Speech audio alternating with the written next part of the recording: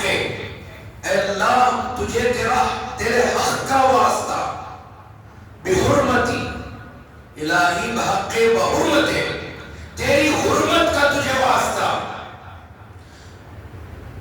لا الہ الا اللہ، اور اس کلمہ اللہ کے سوا کوئی معبود نہیں، اس کا تجھے واسطہ، اے اللہ تجھے تیرے حق کا واسطہ، تیری حرمت کا واسطہ، اور اس کلمہ لا الہ الا اللہ کا واسطہ، ہمیں اس کا فیض عطا فرما۔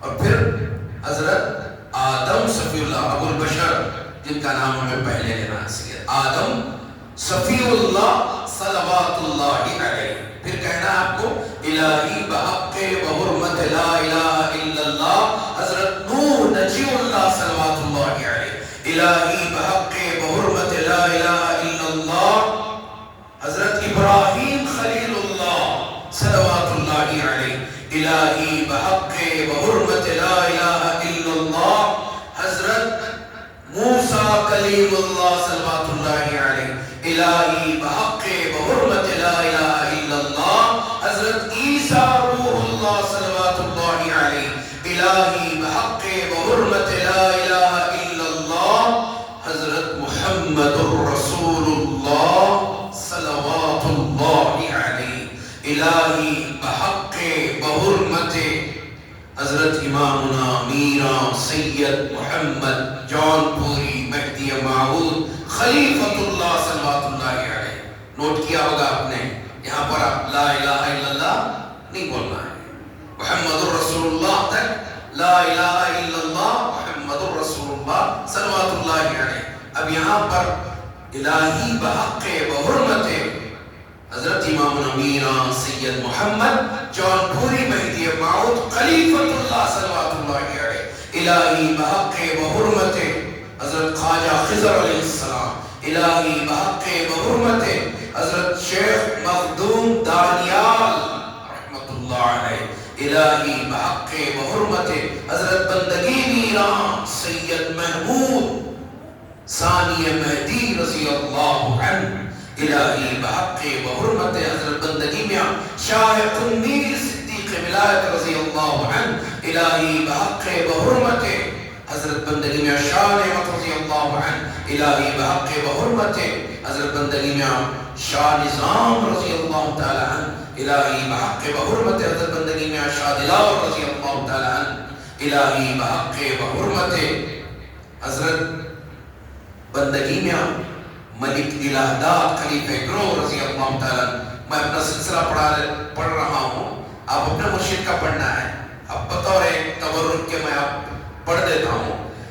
حضرت الہی بحق بحرمت حضرت بندگی میں ملک الہداد خلیفہ گروہ رضی اللہ تعالیٰ، الہی بحق بحرمت حضرت بندگی میں شاہ یعقوب حسن ولایت رضی اللہ تعالیٰ، الہی بحق بحرمت حضرت بندگی میں سید محمود سید انجی خاتم المرشدین رضی اللہ عنہ، الہی بحق بحرمت حضرت بندگی میں سید قطبیر بارہ بنی اسرائیل رحمت اللہ علیہ، الہی بحق بحرمت حضرت بندگی میں شاہ نصرت مخصوص الزمان رحمت اللہ علیہ، الہی بحق بحرمت حضرت میاں سید ید اللہ رحمت اللہ علیہ، الہی بحق بحرمت حضرت میاں سید یحییٰ رحمت اللہ علیہ، الہی بحق بحرمت حضرت میاں سید مبارک میاں جی میاں رحمت اللہ علیہ، الہی بحق بحرمت حضرت میاں سید اللہ بخش سیجی میاں صاحب رحمت اللہ علیہ، الہی بحق بحرمت حضرت میاں سید عثمان رحمت اللہ علیہ، الہی بحق بحرمت حضرت میاں سید اللہ بخش رحمت اللہ علیہ، الہی بحق بحرمت حضرت پیر و مرشد سید زین العابدین تقدیر منو میاں صاحب رحمت اللہ علیہ، الہی بحق بحرمت حضرت پیر و مرشد علامہ سید باخر اسحاقی رحمت اللہ علیہ، الہی بحق بحرمت حضرت پیر و مرشد سید اسحاق تاثیر رحمت اللہ علیہ، الہی بحق بحرمت حضرت پیر و مرشد مفتی سید یعقوب رحمت اللہ علیہ، الہی بحق بحرمت حضرت پیر و مرشد سید حسین اسحاقی دامت فیوزہ. اتنا کہتے ہوئے اپنا مشاہدہ پیر و مرشد کی طرف کرتے ہوئے اپنا پورا خیال اور تصور مرشد کے چہرے پر مرکوز کرتے ہوئے جو ہے آپ کو ذکر کرنا ہے. اور اس کے بعد آپ کو یہ بھی کہنا ہے کہ دل وہی ہے، جان وہی ہے. اس کے فارسی کے جو الفاظ ہیں، فارسی کے الفاظ میں آپ کو بتا دوں.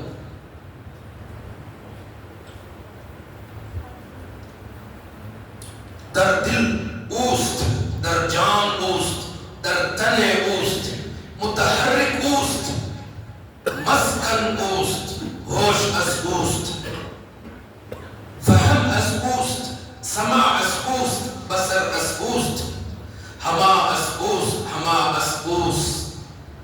پھر اس کے بعد یہ پڑھنا ہے یا ناصر یا نصیر یا حافظ یا حفیظ یا وکیل یا رقیب یا اللہ خود را حفاظت کردم بحق لا الہ الا اللہ، خود را حصار کردم بحق محمد رسول اللہ و مہدی مراد اللہ علیہ الصلاة والتسلیم. استغفر اللہ استغفر اللہ استغفر اللہ استغفر اللہ ربی من کل ذنب وخطیۃ واتوب الیہ. کہتے ہوئے جو ہے آپ اپنا ذکر شروع کریں. اندر جاتی بھی سانس میں الا اللہ تو ہے، باہر جب آپ سانس چھوڑیں لا الہ نہیں. یہ افضل ذکر لا الہ الا اللہ ہے. لا الہ الا اللہ ہی ہے جس کو دو حصوں میں تقسیم کیا گیا. مہدی موعود علیہ السلام نے جس کو دو حصوں میں منقسم کرتے ہوئے بتایا کہ دونوں حصوں میں اللہ کی بڑائی ہو اور اس کے سوا کوئی معبود نہیں، یہ اعلان ہو. لا الہ الا اللہ جس کے معنی نہیں ہے کوئی معبود سوائے اللہ کے، نہیں ہے کوئی عبادت کے لائق سوائے اللہ کے. کتنا پیارا ہے الفاظ ہے. دیکھیے کلمے کا یہ پہلا جز ہے. اسی لیے حضور صلی اللہ علیہ وسلم نے فرمایا من قال لا الہ الا اللہ دخل الجنہ، جس نے لا الہ الا اللہ کہا جنت میں داخل ہو گیا. جنت میں جانے سے کوئی شے اس کو جو ہے روک نہیں سکتی.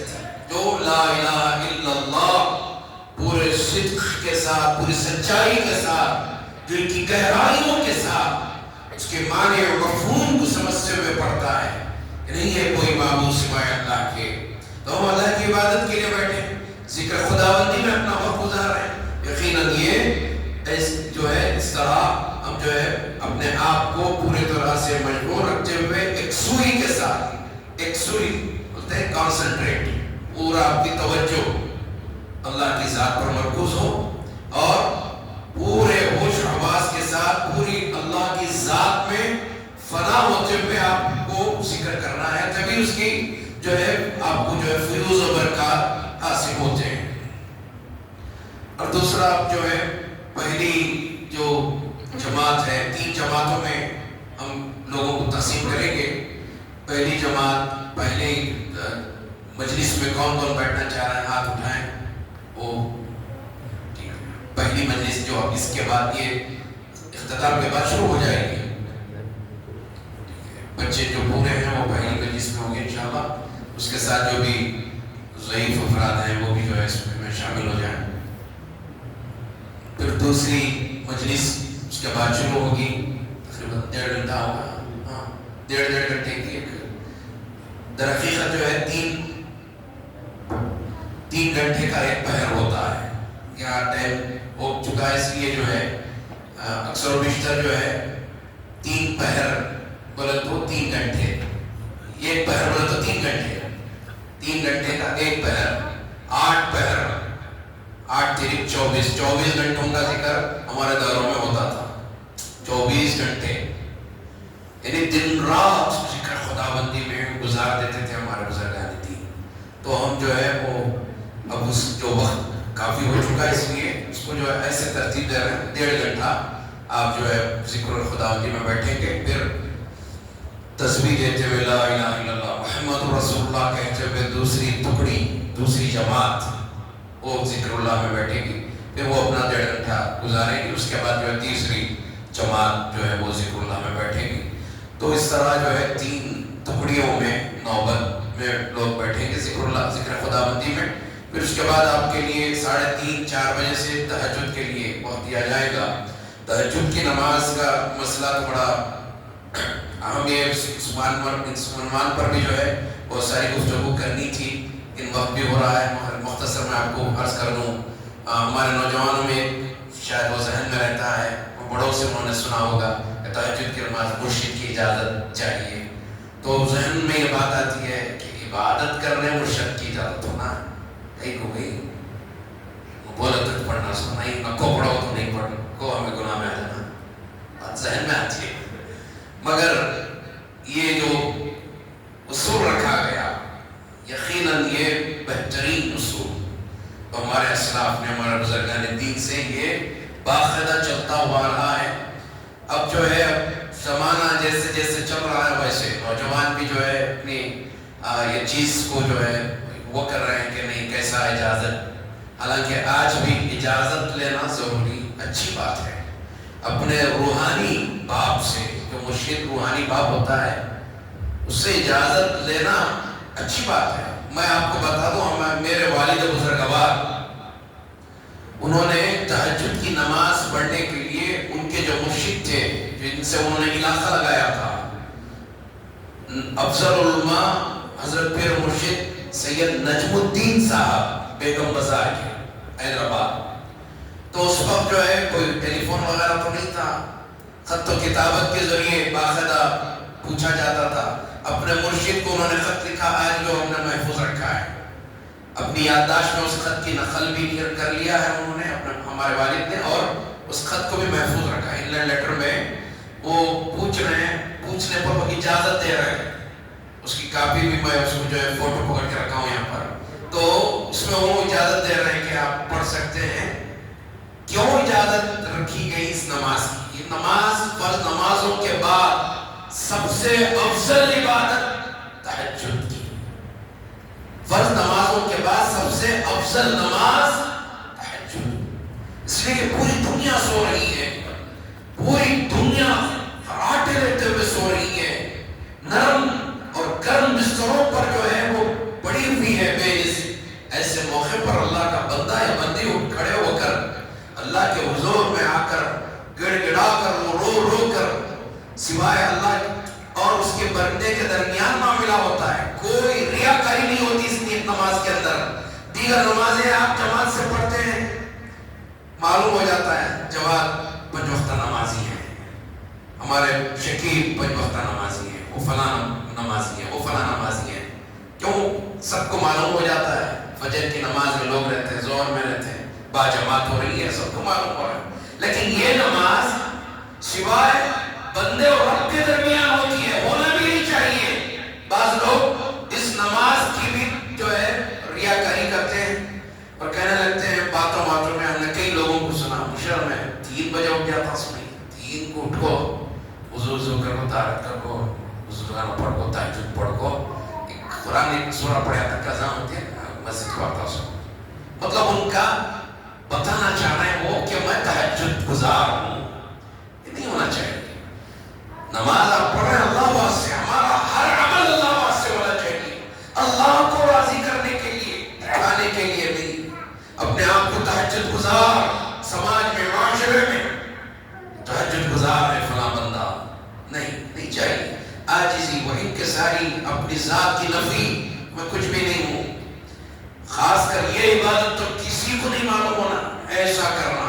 اور مرشد سے اجازت اس لیے رکھا گیا کہ یہ بعض لوگ آج ایسے بہت سارے ہم نے دیکھا ہے کہ جگنے کی راتوں میں تہجد پڑھ لیتے ہیں، اب اس کے بعد فرض نمازیں بھی چھوڑ رہے ہیں، کیا بھی فرض نمازیں چھوٹ جائیں ہمارے۔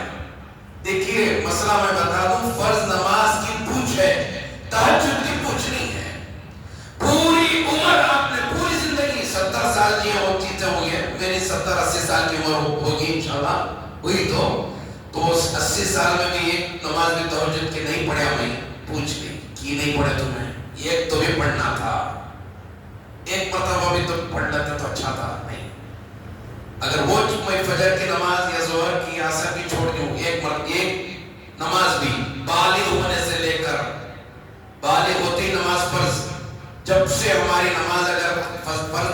ہو رہی ہے، چھوٹ رہی ہے، وہ نماز کی پوچھ ہے، اسے برابر حساب ہے، پوچھ ہے، تہجد کی پوچھ نہیں۔ اسی طرح صلاۃ التسبیح، یہ سب نفل نمازیں، یہ سب جو ہے وہی حکم ہے، لیکن تہجد اس کا مقام ہے، فرائض کے بعد اس کا مقام ہے تہجد کا۔ لیکن یہ نماز اسی لیے مرشد کی اجازت کو لازمی رکھا کہ مرشد مرید کے احوال کو دیکھتا ہے۔ آج پیر اور مرید میں دوریاں ہو گئی ہیں، معلوم نہیں ہے مرشد کو مرید کیا کر رہا ہے، کہاں ہے، کس کونے میں ہے، کیا ہے اس کا عمل، کیا ہے۔ ہم بھی جو ہے بس اپنی فارمیلٹی پوری کرنے کے لیے مرشد کو رکھے ہوئے ہیں، نکاح کو انتقال ہو گیا تو دفنانے، غسل دلانے، کفنانے اور دفنانے، اور تسمیہ خوانی، عقیقہ، ایسی تقاریب، خوشی اور غمی کے موقع پر مرشد کو بس فارمیلٹیز پورا کرنے کے لیے، اپنی ضروریات کو پورا کرنے کے لیے ہم نے مرشد کو رکھا۔ اس وجہ سے آج مرشد اور مرید کا رابطہ ختم ہو گیا، دوریاں آ گئی مرشد اور مرید کے درمیان۔ پہلے مرشد مرید کی پوری کیفیت کو جانتا تھا، کس حال میں ہے، یہ نمازی ہے، پہلے 5 وقتہ نمازی ہے یا نہیں ہے۔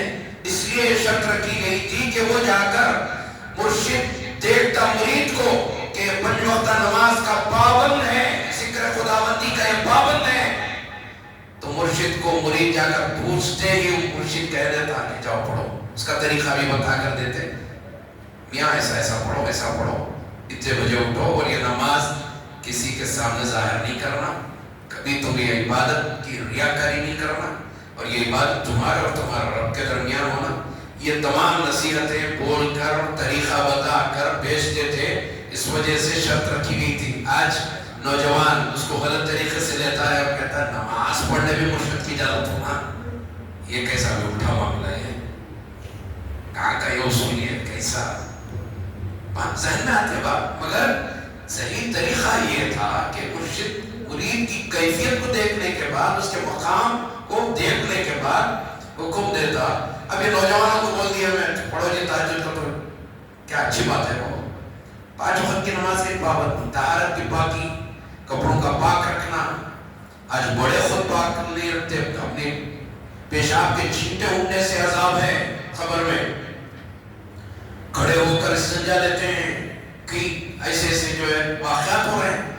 تو اس میں جب ہم خود جو ہے پابند نہیں ہے، ہماری جو ہے زندگی میں جو ہے نماز کی پابندی نہیں ہے، کبھی وہ بولتے نا کہ مسئلہ بولتے ہو کہ دیوانہ اٹھیا مالدہ اٹھیا، کب کی جوش میں آ گئے جو ہے نماز پڑھ ڈالے، تہجد بھی پڑھ ڈالے، کون سے اسے جو نماز نہیں پورے پڑھ ڈالے، پھر جو ہے بات فرض نماز چھلی، پھر غافل اللہ کی یاد سے۔ ایسا نہیں ہے۔ اللہ تبارک و تعالیٰ حضور صلی اللہ علیہ وسلم فرماتے ہیں کہ میرا بندہ معتدل رہے، اعتدال میں رہے، ایک روش کو اختیار کرے، وہ ایک ہی نہج پر چلتا رہے۔ ایسا نہیں کہ جوش میں آ کر جو ہے تہجد بھی پڑھ رہے ہیں، وہ بھی پڑھ رہے ہیں، یہ بھی پڑھ رہے ہیں، صلاۃ التسبیح بھی پڑھ دے رہے ہیں، وہ بھی پڑھ رہے ہیں، صلاۃ الحاجات بھی پڑھ دے رہے ہیں، یہ بھی وہ بھی، تمام نفل نمازیں، یہ نہیں ہے، بلکہ طریقہ ہے اس کا، طریقے کے حساب سے اگر ہم چلیں گے یقیناً جو ہے اس کے بھرپور فوائد حاصل ہوں گے۔ اب یہ نظام دائرہ مہدویہ کی جو ہے مجلس رکھی گئی ہے، تو ہمارے بزرگان دین تہجد پڑھتے تھے، اس وجہ سے آج ہم سب پڑھیں گے، اور انفرادی اس کے لیے جماعت نہیں ہے، انفرادی طور پر آپ پڑھنا ہے۔ پہلے 2 رکعت احیاء اللیل کے نام سے 2 رکعت آپ کو نماز پڑھنا ہے وضو دگانے کے بعد۔ پھر اس کے بعد مختلف روایتیں ہیں، ایک روایت ہے جو ہے 12 رکعت کی، تہجد کے 12 رکعت، ایک روایت 8 رکعت کی ہے، مختلف روایتیں اس کے اندر 8 رکعت کی بھی ہے، 12 رکعت کی بھی ہے، لیکن بزرگان دین 12 رکعت پڑھتے تھے 6 سلاموں کے ساتھ۔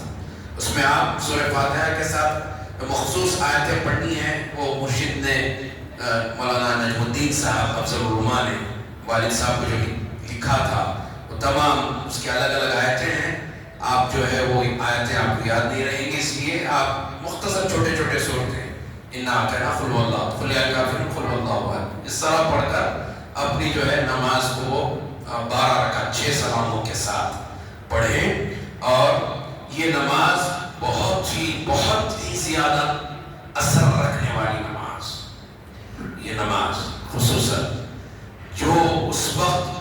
دعا کی جائے گی، ضرور قبول ہوگی، رزق میں برکت، عمر میں برکت، اور جو ہے غموں کے دور ہونے کا کی جو ہے یہ نماز بڑی جو ہے اثر رکھتی ہے۔ تو تمام دنیا و آخرت کے فائدے اس نماز کے اندر ہیں۔ یہ نماز حضور صلی اللہ علیہ وسلم پر فرض تھی، آپ صلی اللہ علیہ وسلم پوری رات کھڑے ہو کر نماز ادا کرتے تھے، حتی تورمت خدماہ وانشقت، اتنا بڑی طویل قرات کے ساتھ نماز پڑھتے تھے، آپ کی ایڑیاں پھٹ جاتی، پیر متورم ہو جاتے، سجن آ جاتی پیروں میں، اور ایڑیاں پھٹ کر وانشقت، اس کے اندر سے خون بہنے لگتا۔ اتنا کھڑے ہو کر کس کے لیے؟ ہم امتیوں کے لیے مانگ رہے ہیں، ہم امتیوں کے لیے اللہ تبارک و تعالیٰ سے مانگ رہے ہیں۔ تو یہ تہجد کا یہ طریقہ ہے انشاءاللہ۔ اس کے بعد جو ہے آپ فجر کی نماز سے جو ہے تہجد کے بعد ذکر اللہ میں بیٹھیں، ذکر میں بیٹھنے کے بعد تہجد کا وقت دیکھیے، عشاء کی نماز سے صبح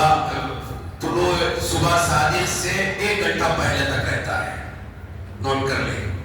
عشاء کی نماز کے بعد شروع ہو جاتا ہے وقت تہجد کا، البتہ سو کر آدھی رات اٹھ کر، آدھی رات پر 3 بجے 3:30 بجے گہری نیند اسی وقت آتی ہے، اس وقت اپنی نیند کو قربان کرتے ہوئے اپنے گرم اور نرم بستر کو چھوڑ کر جب وہ اٹھتا ہے تو یہ ادا اللہ تبارک و تعالیٰ کو بہت زیادہ پسندیدہ ہے۔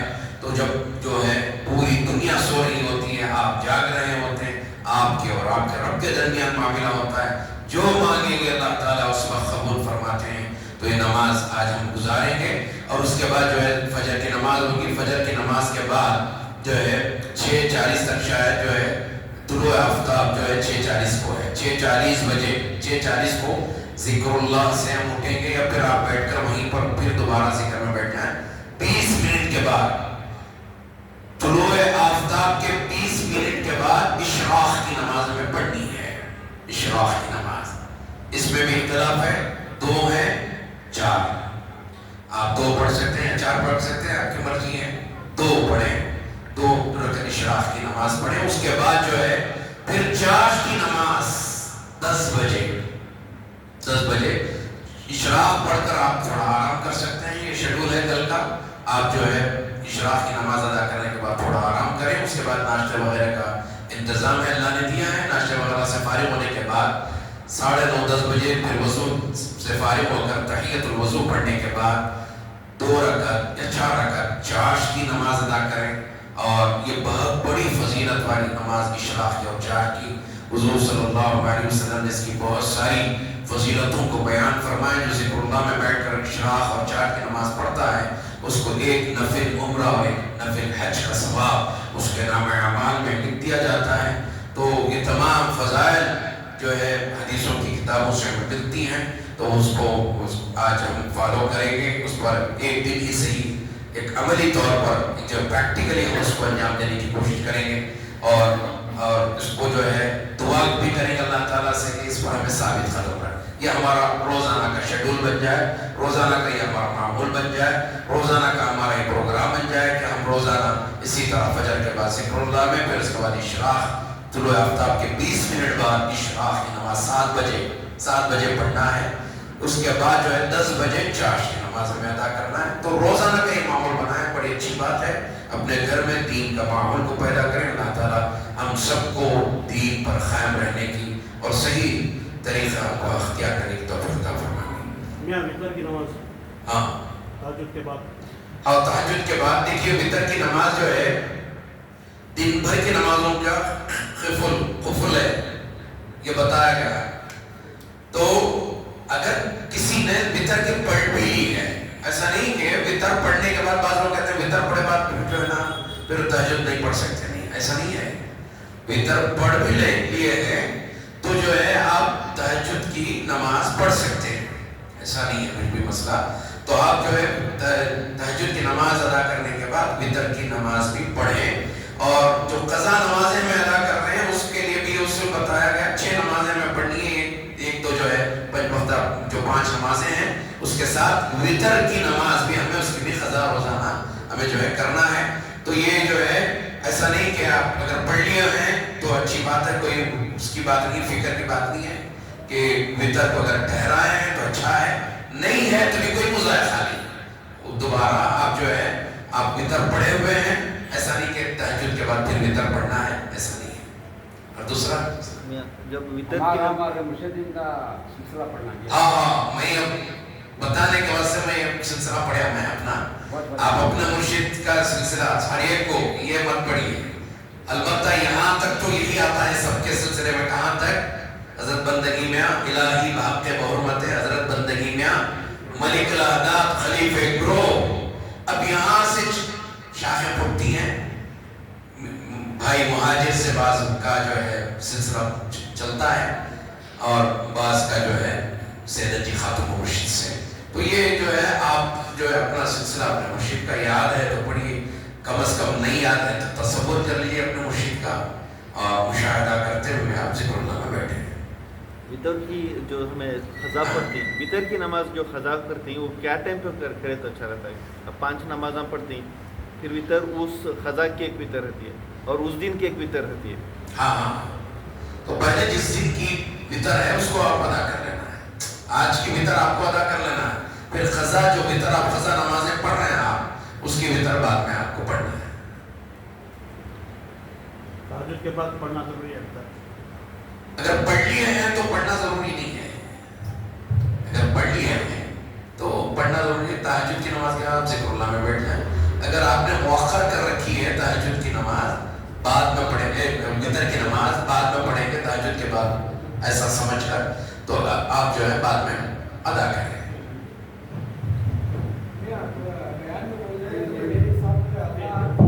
ہاں جی بولو. اللہ کے نعمتیں بے حساب ہے کرنے، اللہ کا ذکر بے حساب کرنا ہے. جب بھی ہمیں گھر میں یارب کی تصویر یا آیت کریمہ پڑھتی ہے تو وہ 2.5 لاکھ کے خصوصاً طور پر پڑھتے ہیں، اور اس لیے وہ بے حساب کرنا پڑتا ہے. بڑا اچھا سوال ہے، بڑا اچھا سوال آپ نے کیا. دیکھیے یہ اب ہمارے پاس یہ طریقہ نہیں تھا، اب یہ تمام چیزیں آپ کی یہ ایجاد ہے. پہلے ہمارے پاس یہ طریقہ نہیں تھا. یہ 2.5 لاکھ مرتبہ، پھر 1.25 لاکھ مرتبہ، اور پھر جو ہے یارب کی تسبیح جو پڑھی جاتی ہے، یہ طریقہ سلف صالحین سے اب اس کی روایت ہمیں نہیں ملتی. یہ اب کی ایجاد ہے. ٹھیک ہے، اب جو ہے آپ جو ہے گھر میں ایک ماحول کو پیدا کرنے کے لیے، ایک جو ہے ایک برکت کو حاصل کرنے کے لیے ایسے ہی ذکر کی مجلس جہاں جیسے اب ہم یہاں بیٹھتے ہیں ویسا اب گھر میں بولے تو نہیں ہوتا. اس وجہ سے وہ یارب کی تسبیح جو ہے شروع کیا گیا، یہ اب کی ایجاد ہے. یہ پہلے ہمارے پاس نہیں تھا. یہ بات تو پکی ہے. تو پڑھنے میں کوئی مذائقہ نہیں ہے، پڑھ سکتے ہیں. البتہ ہمیں جو ہے احتیاط برتنی ہے کہ اللہ کو ہمیں بے انتہا یاد کرنا ہے، بے انتہا ہمیں یاد کرنا ہے.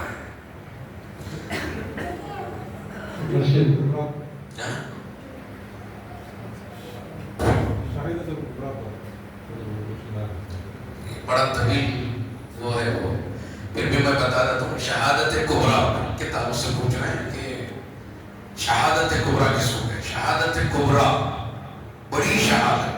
کبریٰ کے معنی بڑی، جیسے ہم کہتے ہیں نا کہ قیامت صغریٰ قیامت کبریٰ. قیامت صغریٰ کیا ہے؟ انسان مرتا ہے تو اس کے اوپر قیامت. اذا مات الانسان قامت قیامتہ. انسان مرتا ہے اس کی قیامت اس کے اوپر آ جاتی ہے. میں مرتا ہوں، میری قیامت آ گئی میرے اوپر. یہ قیامت ہے صغریٰ، چھوٹی قیامت. ایک قیامت قیامت کبریٰ جس کا ذکر قرآن مجید میں موجود ہے. جب قیامت آئے گی پہاڑ روئی کے گالوں کی طرح اڑیں گے، سورج سوانے سے پر ہوگا، ہر کوئی جو ہے پسینے میں ڈوبا ہوا ہوگا. تو یہ قیامت کبریٰ ہے. تو اسی طرح یہ شہادت کے تعلق سے بھائی نظام نے جب پوچھا، شہادت کبریٰ بڑی شہادت. انسان کا، ایک بندہ مومن کا مقام جتنا بلند ہوتا ہے اتنا اس کی شہادت اتنی ہی بلند ہوتی ہے. اب سید الشہداء حضرت سیدنا امام حسین شہید کربلا رضی اللہ تعالی عنہ، ان کا مقام و مرتبہ دور نبوت میں شہیدوں میں شہادت کبریٰ. اسی لیے آپ کو سید الشہداء کہتے ہیں، تمام شہیدوں کے سردار. ویسے تو آپ تمام جنتی نوجوانوں کے سردار بھی ہیں. سید شباب اہل جنہ، जन्नती नौजवानों के आप सरदार कैप्टन, जितने भी जन्नत में जाएंगे उन सब के आप कैप्टन कौन है? सैयदना इमाम हुसैन रज़ियल्लाहु ताला। किसने इशारा सुनाई? रसूलुल्लाह सल्लल्लाहु अलैहि वसल्लम ने। तो उनकी शहादत शहादत कुबरा, सैयदुल शुहदा इसलिए आपको कहते हैं। तो शहादत की दो किस्में हैं, एक शहादत हकीकी, एक शहादत हुक्मी। हकीकी शहादत में सैयदना इमाम हुसैन रज़ियल्लाहु ताला अन्हु और दीगर दौर नबूवत में जो शुहदा सहाबा गुजरे वो हैं, और उसके साथ साथ दौर विलायत में हजरत बंदगी मियां शाह तनवीर सिद्दीक़ विलायत रज़ियल्लाहु ताला अन्हु, ये तमाम शहादत कुबरा में शामिल होते हैं। तो ये हकीकी शहादत इन्हें हासिल हुई।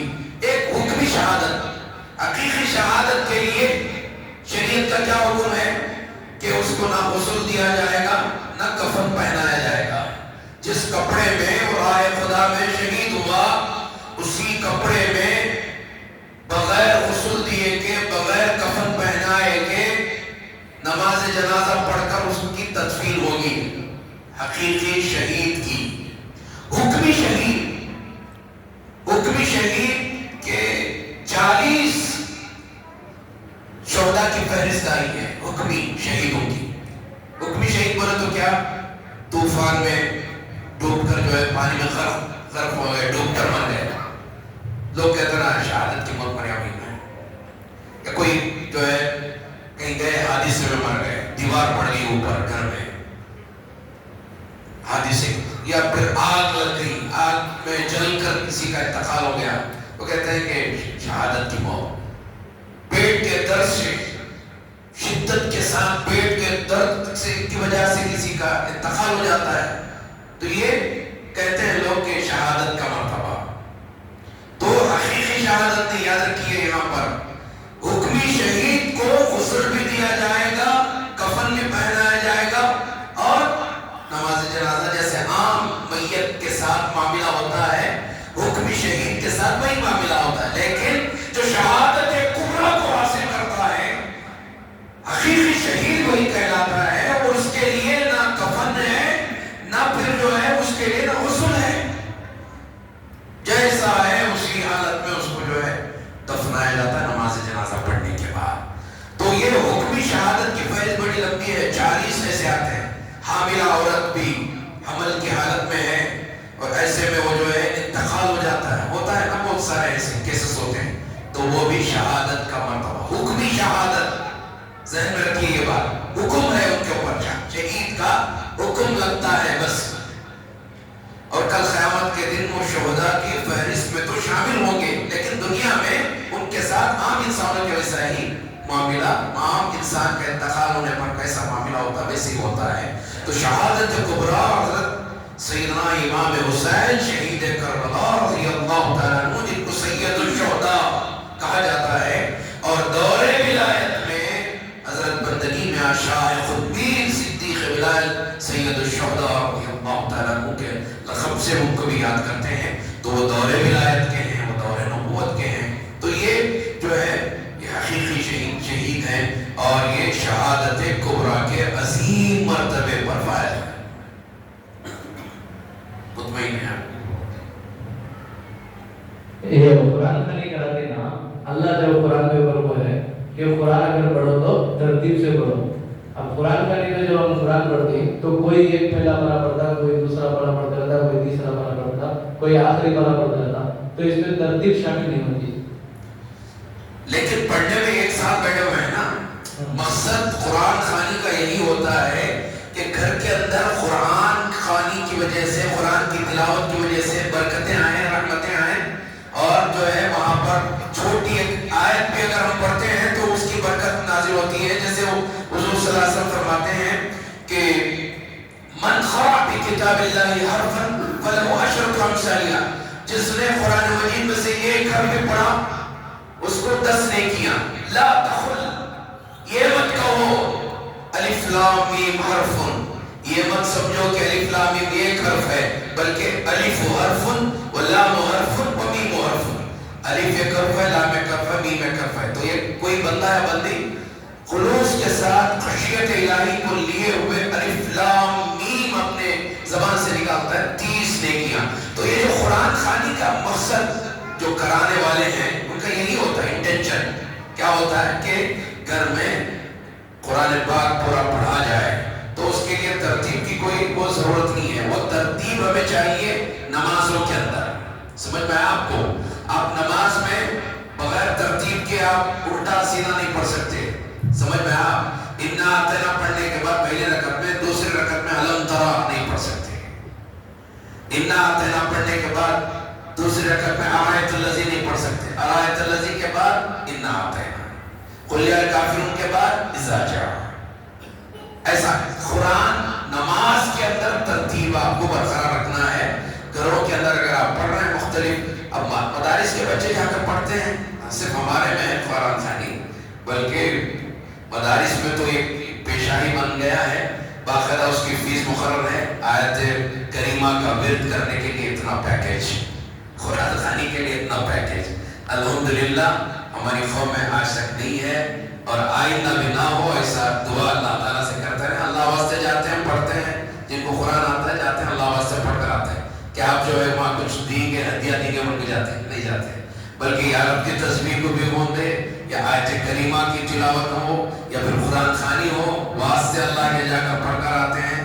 بعض جگہ تو جو ہے وہ بیڑے میں ابب دے رہے ہو, یہ بھی صحیح طریقہ نہیں ہے اور وہ نہیں بھی چاہیے.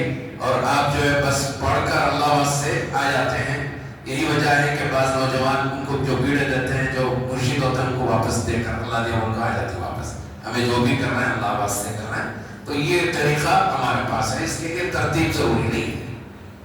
میاں 4 دن نبی نے دیا کہ 3 دن کی مدت کے اندر قرآن شریف مکمل نہیں کرنا آپ کو. وہ بڑی اس کی فضیلت ہے. دیکھیے قرآن پاک کو آج ہم ایزی لے لیے ہیں. آپ بھائی منیر بھائی منیر جو ہے وہ چراغ دین کی جو وہ بات آپ کہیں وہ حوالہ دے کر 3 دن لینا ہے قرآن پاک کی تلاوت کے لیے. یقیناً 3 دن کیا بعض جو ہے صحابہ جو ہے ایک آیت پر جو ہے کئی سال اسی آیت کو پڑھتے تھے. اس کے رموز و نکات کو سمجھنے کے لیے سورہ فاتحہ کی تفسیر ایک جو ہے صحابی کہتے ہیں اگر اس کی میں تفسیر جو میں بیان کروں اور اس کو لکھوں اور اس کو اکٹھا کروں تو کئی اونٹوں پر لاد کر لے جانا پڑے گا. تو سمجھ کر پڑھنا بہت ضروری ہے. یہ جو ابھی بتایا گیا کہ 3 دن سے کم مدت میں قرآن کو ختم نہیں کرنا ہے, یہ سب بات کی چیزیں, یہ سب میں وجود میں آ رہی ہیں سب چیزیں. اب جو ہے حالات جو چل رہے ہیں وہ حساب سے جو ہے اب چلتے بن رہے ہیں. لیکن ہمیں تو چاہیے ہر چیز میں احتیاط برتنا, عالیت پر ہمارا عمل ہونا چاہیے. یہ قرآن میں بھی ہے نا ٹہر کر پڑھنا. اب جب اب قرآن خوانی میں جو ایک ساتھ بیٹھ کو پڑھتے ہیں وہ افضل ہے, یہ افضل کیسا ہے؟ نہیں وہاں مقصد کیا ہوتا ہے؟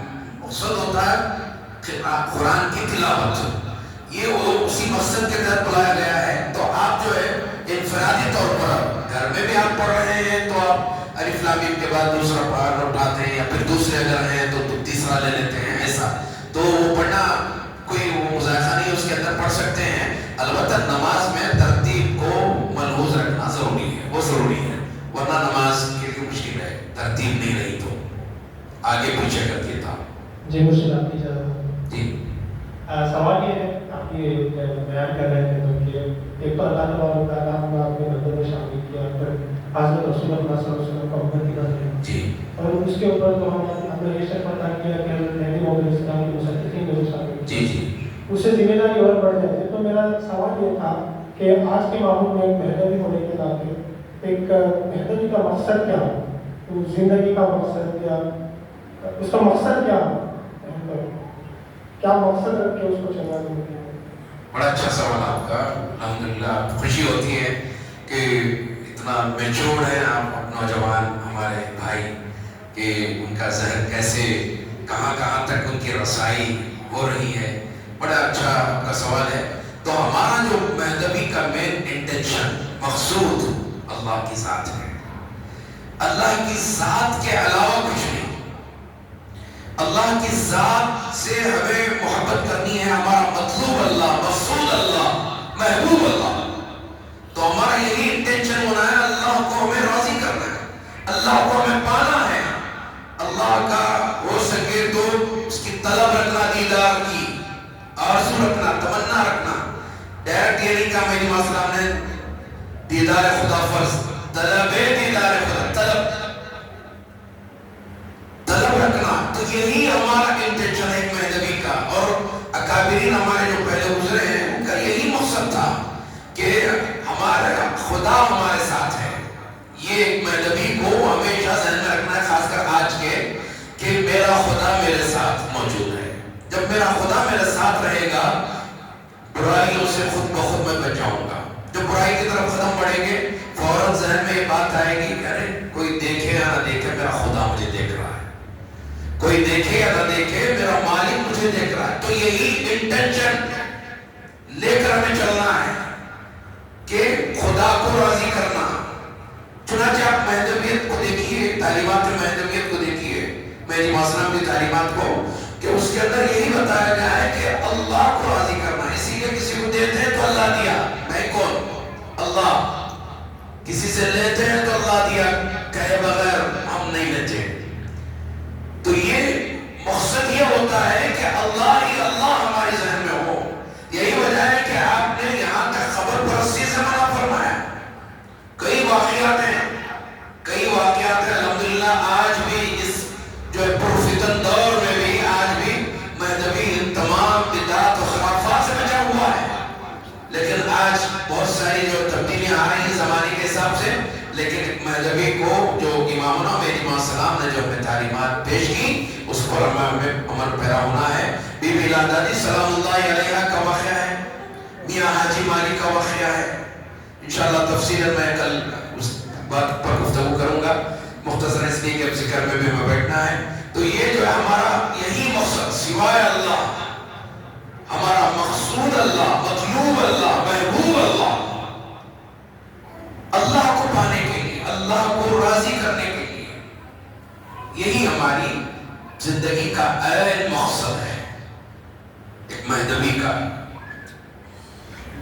ہم جنت نہیں چاہتے، جیسے فرمایا میری مسلم نے، حشت جنت کر دہندت سر بسر، تو مشو راضی ازنہا در گزر، آلی ہمت باش دل باحق ببن، تو ہمائے خاف خربی رو بلند، رو بلند دو، رو بلند دو، رو بلند. فرمایا میری مسلم نے آٹھ جنتیں بھی اللہ تجھے دینے کا وعدہ کرے، راضی مت ہو اس پر، نہیں ہو مجھے جنت نہیں. آپ یہ کہیں گے تو بعض لوگ ذہنوں میں آئے گا ہم جنت یا منکر ہیں. نہیں، منکر نہیں ہیں. جنت تو ہمیں انعام کے طور پر ملنا، وہ تو ملے گی، ضرور ملے گی، مگر ہماری سوچ یہی ہے کہ ہمیں صرف جنت ملنا ہے، بلکہ مالک جنت کو ہمیں طلب کرنا ہے. اگر مالک جنت ہمیں مل گیا تو پوری جنت ہماری. تو ہمارا یہی انٹینشن ہونا ہے. تو آٹھ جنتیں دینے کا وعدہ کرے، تو مشہور راضی ازنہا در گزر، تو اس پر راضی مت ہو، در گزر کر دے، نہیں چاہیے ہمیں. اعلی ہمت باش، اعلیٰ ہمت رکھ، حوصلہ اعلیٰ رکھ. دل باحق ببن، اپنے دل کو یاد خدا سے مشغول رکھ، خدا کی یاد سے مشغول رکھ. تو ہمائے خاف خربی رو بلند، ہمائے پرندہ جو سب سے زیادہ اونچائی پر اڑتا ہے، سب سے بلندی پر اڑنے والا. میری مسلم نے اس پرندے کی مثال دی، ہما بن جا تو، خاف خربی کا تو ہما بن جا، اڑتا جا اڑتا جا، جب تک خدا کا دیدار نہیں ہو جاتا، خدا کو تو پا نہیں لیتا. تو ایک مہدوی کا وہی انٹینشن. آج کے ماحول کے حساب سے ایک سوال ہے. آج ہمیں مہدوی کوئی سال یہ بول تھی، لیکن آج کے ماحول میں نیا مہدوی تو نہیں بن رہا، لیکن جو پرانا مہدوی ہیں وہ چھوڑ ہو چکے ہیں. اس کی ایک مین ریزن ہے ہمیں برابر یہ کرنے کو ہے تو کوئی بھی ایشور کو ہمارے سے دور نہیں کرتا. تو کوئی کنفیوژن ہے، خالی ایسا کیا ہوتے رہنا. देखिए कुरान मजीद में अल्लाह ताला जा बजा ईमान वालों के ताल्लुक से क्या फरमाया, अक्सर अक्सर लोग ईमान नहीं लाएंगे, अक्सर लोग ईमान नहीं लाएंगे। आप ये नहीं देखना कि मेजॉरिटी में कौन है, अक्सरियत में कौन है, हम अक़लियत में हैं, माइनॉरिटी में हैं। अक्सरियत को देखकर जो है हम मुतासिर नहीं होना है। हक हमेशा जो हक पर रहे लोग वो हमेशा कमी रहे। इमाम हुसैन अलैहिस्सलाम शहीद करबला हैं, अपने 72 नफूस को लेकर करबला के मैदान में जब गए, मद्द मुकाबिल कौन था? गैर मुस्लिम था नहीं, बल्कि कलमा को मुआविया का बेटा यजीद और उसकी फौज, उसकी लश्कर, हजारों का लश्कर। अजानें हो रही हैं, जुमे की नमाज हो रही है, नमाजें पढ़ रहे हैं, कुरान की तिलावत यजीद के लश्कर में भी हो रहा है। यहाँ इमाम हुसैन अपने 72 नफूस को लिए हुए अकेले,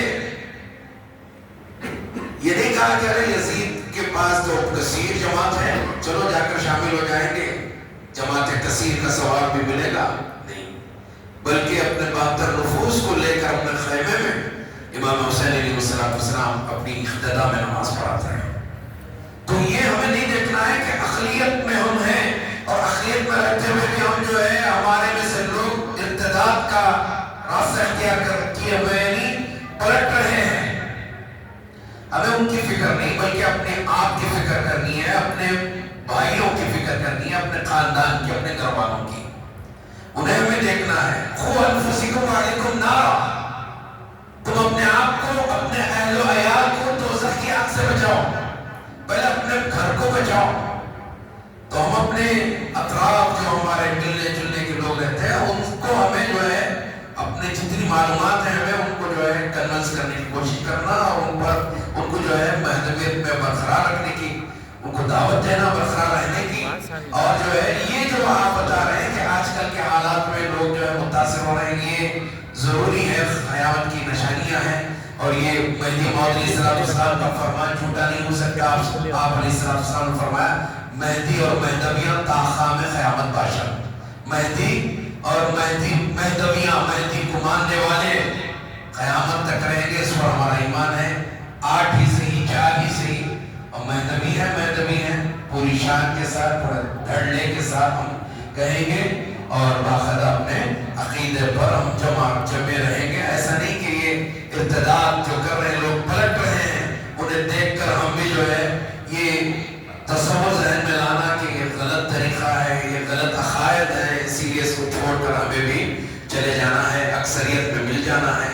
अक्सरियत अगर आप यूं देखे जाए, ये जो अक्सरियत है अगर आप देखें ओवरऑल तो पूरी दुनिया में लोगों का जब देखें तो मुसलमान कम है दीगर कौमों से, ईसाई ज्यादा हैं, ईसाई सबसे ज्यादा है वो। तो अब ये पैमाना अगर हम इख्तियार करेंगे, अरे ईसाई, अरे वो अक्सरियत में सबसे लार्ज पॉपुलेशन उनकी है, वो हक पर है ईसाई, चलो हम ईसाई बन जाएंगे, क्रिश्चियनिटी को हम अपना लेंगे, नहीं, ये तरीका नहीं है। बल्कि हम ईसाई के मुकाबले में हम अक़लियत में हैं, बावजूद उसके गैर मुस्लिम जो बरादरान वतन है उनके मुकाबले में भी हम हिंदुस्तान में कम है, दूसरे नंबर पर हम आते हैं। तो क्या ये सोच करके वो जो है ज्यादा है हम मिल जाए? नहीं, बल्कि हम अपने ईमान पर कायम रहेंगे, इस्तिक़ामत के साथ जमे रहेंगे। ठीक है, 12 बज गए हैं। अब 12 से जो टाइम तरतीब सवा घंटा, 1.5 घंटा रखो, 12 से 1.5 से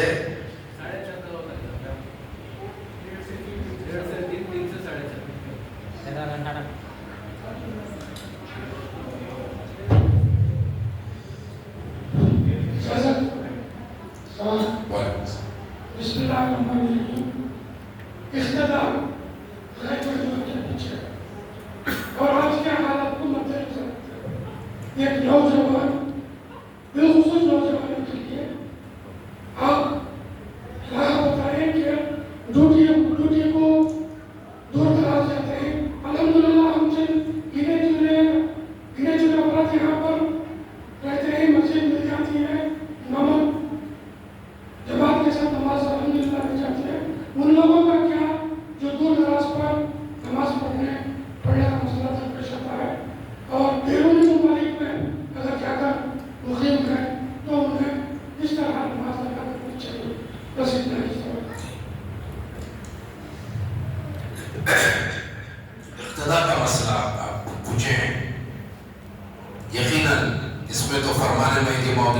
सलाम है, फरमान मेहदी मौसम अक्सर आँखों पर है।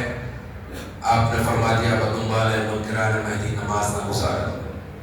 यकीनन हालात दुनिया कितनी भी तरक्की करे आगे जाए, लेकिन हम जो है इक्तदा का जो मसला है जो शरीयत के उसूलों के मुताबिक है, ऐसा नहीं कि शरीयत के खिलाफ है, ये हमें अलग जो है ज़ुमरे से अलग कर दिया जा रहा है और हम हमारे नौजवानों को अलग कर दिया जाए, ऐसा नहीं है।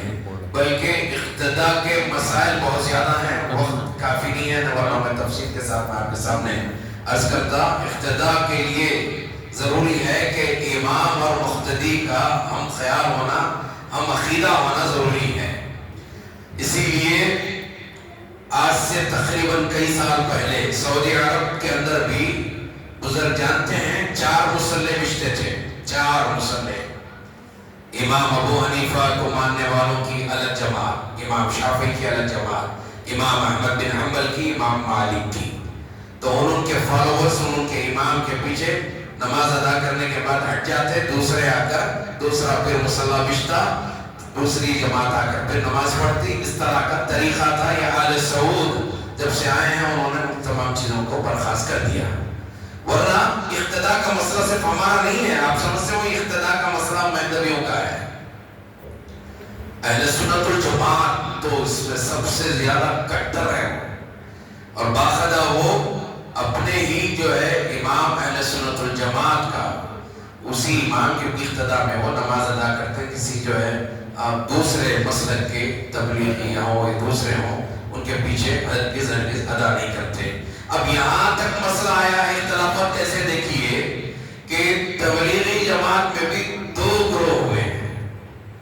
मालूम है शायद आपको कि एक शूरा, एक मौलाना साहब की, मौलाना साहब की तबलीगी जमात अलग, शूरा की अलग। इख्तिलाफ हो गया 2 में। अब वो हाल में 2 साल पहले का वाक़या है, 2-3 साल पहले। अब ये शूरा और जो मौलाना साहब दोनों एक ही तबलीग एक थी है। मौलाना साहब इलियास कांदलवी के जो फर्जंद हैं उनके पीछे सब चल रहे थे मरकज दिल्ली में। तो वहां पर इख्तिलाफ हुआ, वो मौलाना साहब को उनकी जो है बयानात वगैरह से मुत्तफिक नहीं हुए, यहाँ तक कि कई फतवे दारुल देवबंद से भी आ गए। तो ये हमें इख्तिलाफ में नहीं जाना है, मैं बताना ये चाह रहा हूँ कि अब ये 2 ग्रुप हुए हैं। अब इनमें इख्तिलाफ देखिए, आप बता रहे हैं कहीं भी पढ़ सकते हैं, क्या हुआ नमाज पढ़ना सल्ला की नमाज पढ़ो। अब ये जो तबलीग में 2 हुए हैं, शूरा वाले मौलाना साहब के पीछे नहीं पढ़ते, मौलाना साहब को मानने वाले शूरा की जमात के पीछे नमाज। यहाँ तक कि मस्जिदें अलग हो गई, मस्जिदें अलग हो गई। अब ये समझो शूरा की तबलीगी जमात को मानने वाले इस मस्जिद में हैं, मौलाना साहब की तबलीग के अरकान नहीं आ सकते यहाँ मस्जिद। बोर्ड लग गए, बोर्ड लग गए। आपको बता रहा हूँ मैं, हकीकत बयान कर रहा हूँ एक जिम्मेदार और मनसब से। तो इख्तिदा का जो मसला है तो हमें जो है एहतियात बरतनी है। अभी आपने सवाल ये किया कि अगर हम काम को जा रहे हैं तो वहाँ हमें चाहिए कि, इसीलिए मैंने ने फरमाया कि कहीं सफर पर जाओ तो अपने एक बंदे को साथ में रखो, एक साथी को अपने साथ में रखो, जहां भी जाओ जमात के साथ नमाज पढ़ो। कहो एक साथी इक़ामत देगा, एक साथी आगे बढ़कर जो उसमें अच्छा कुरान पढ़ने वाला हो आगे बढ़े, और जमात के साथ, जमात का सवाब से आप महरूम नहीं होंगे। ऐसा नहीं कि कसीर जमात के पीछे तो पढ़े तो जो है नमाज जमात का सवाब मिलेगा, नहीं है ऐसा मसला नहीं है। बल्कि मसला आप जो है 2 आदमी मिलकर जमात बना रहे हैं, अल्हम्दुलिल्लाह बनाएंगे। आप अपने ऑफिस में अगर कोई मिल गया या दूसरा ही अगर कोई मिल गया, आप आगे बढ़िए, आगे बढ़कर आप नमाज पढ़ेंगे, आपकी नमाज दुरुस्त होगी। यकीनन इस तरह हमें जो है अमल करते हुए गुजरना है। ये इख्तिलाफात जो इख्तिदा का कई मसाइल हैं, आपको मैं बताऊं हर मसले में इख्तिलाफ है। यहाँ तक कि वज़ू में इख्तिलाफ है, सर का मसा, पूरे सर का, एक इमाम कहते हैं पूरे सर का मसा करना फर्ज, इमाम अबू हनीफा फरमाते हैं बहु सर का मसा फर्ज। अब पूरे सर का मसा करने वाले वो इमाम अबू हनीफा बहु सर का मसा करने वाले के पीछे इमाम का वजू ही नहीं हुआ, समझे आप, वजू नहीं हुआ। और फिर खल्फ इमाम जो क़िरात पढ़ी जाती है उसमें इख्तिलाफ है। इमाम शाफी के नजदीक हर रकत में सूरह फातिहा का पढ़ना फर्ज, चाहे वो अकेला पढ़े, मुनफरिद पढ़े या इमाम की इख्तिदा में पढ़े। हर रकत में सूरह फातिहा का पढ़ना मुनफरिद को भी और मुख्तदी को भी, इख्तिदा में भी पढ़ रहा है, फर्ज है। अब इमाम अबू हनीफा का मसला सुनिए। इमाम अबू हनीफा फरमाते हैं फर्ज नहीं, वाजिब है। अगर कोई मुनफरिद नमाज पढ़ रहा है सूरह फातिहा का पढ़ना वाजिब है। इमाम के पीछे खल्फ इमाम पढ़ रहा है तो सूरह फातिहा से नहीं पढ़ना, खाली सना पढ़ो, खड़ जाना। सुभानअल्लाह व बिहम्दिही तबारक अस्मुका व तआला जद्दुका व ला इलाहा गैरुक। औज़ु बिल्लाहि मिनश शैतानिर रजीम। बिस्मिल्लाहिर रहमानिर रहीम।